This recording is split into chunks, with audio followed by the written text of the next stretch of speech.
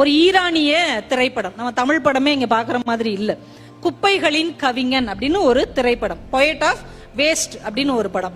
ஒருத்தன் குப்பை அள்ளுறான், ஒரு நாட்டுல குப்பை அள்ளுறான். குப்பை அள்ளுறதுக்கே அங்க தேர்வுலாம் வைப்பாங்க, டெஸ்ட் எல்லாம் வச்சுதான் குப்பை அள்ளுற வேலை கொடுப்பாங்க. அந்த அளவுக்கு அங்க ரொம்ப கஷ்டமான இது போல.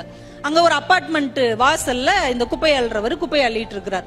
குப்பை அள்ளி போட்டுக்கிட்டே இருக்கும்போது ஒரு நாள் தற்செயலா பாக்குறாரு, ஒரு கடிதம் கிழிச்சு போட்டிருக்கிறாங்க. எப்படி கிழிச்சு போட்டிருக்காங்கன்னா, படிக்காமே கிழிச்சு போட்டிருக்காங்க. அது நம்மளுக்கே தெரியும் இல்லையா, படிச்சு பிரிக்காம அப்படியே கிழிச்சு போட்டிருக்காங்க.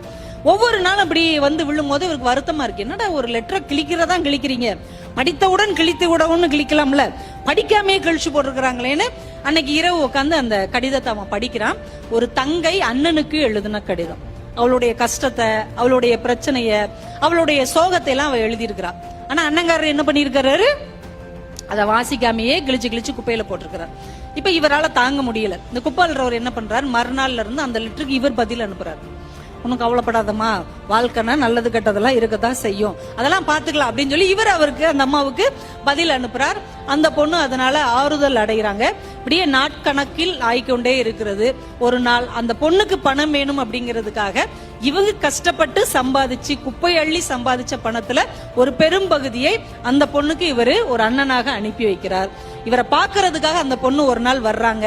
ஆனா நம்மளே குப்பை அள்ளுற ஒரு சாதாரண மனிதனா இருக்கிறோம், அவங்க நம்மளை பார்த்து என்ன செய்ய போறாங்கன்னு அந்த பொண்ணை பார்த்துக்கிட்டே அவர் பார்க்காத மாதிரி கடந்து போவதாக அந்த திரைப்படம் முடியும். இத எஸ்ரா அழகாக எழுதுகிறார்.